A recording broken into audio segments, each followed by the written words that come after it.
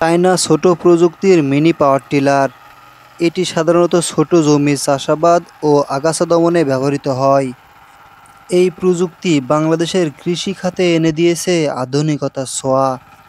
যেখানে বড় ট্রাক্টর গিয়ে চাষাবাদ করতে পারে না, সেখানে অনায়াসেই এই ছোট মিনি পাওয়ার টিলারটি গিয়ে চাষাবাদ করে আসে জমির গভীরেই।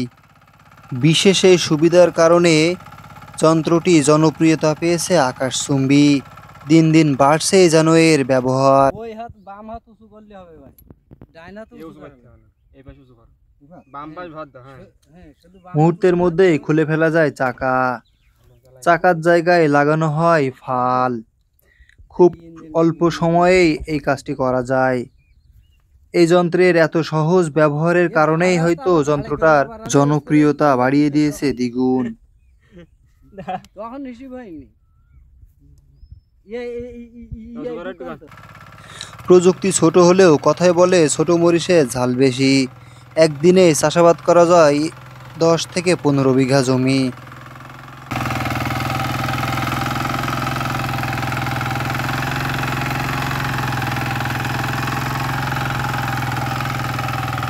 ছোট এই প্রযুক্তিটি একাই নিয়ন্ত্রণ করতে দেখা যায় সজীব নামের 20 বছর বয়সী ছেলেটি। সারাদিনে গড়ে সে 7 থেকে 10 বিঘা জমি চাষ করে। প্রতি বিঘা চাষের জন্য সে রাখে 500 টাকা করে। সে জানায়, নিজেদের জমি চাষাবাদের জন্য 75,000 টাকা দিয়ে 2 মাস আগেই কিনেছে এ যন্ত্রটি।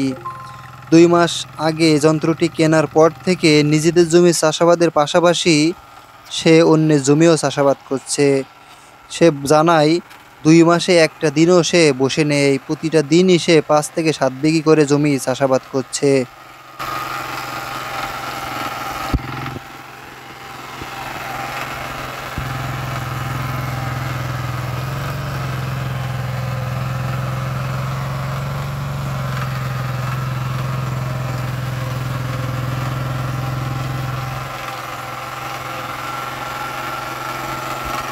চাকাবিহীন এ যন্ত্রটি জমির অনেক গভীরেই চাষাবাদ করে, যার কারণে ফলন ও ফসল অনেক ভালো উৎপাদিত হয়।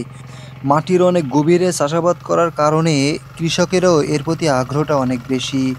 যেখানে বড় ট্রাক্টরের চাষ প্রতি চাষের জন্য দেওয়া লাগে 300 টাকা, সেখানে এই ছোট মরিচের ফিসটা যেন আরও একটু বেশি। তার প্রতি বিঘাতে চাষাবাদ করার জন্য দেওয়া লাগে 500 টাকা।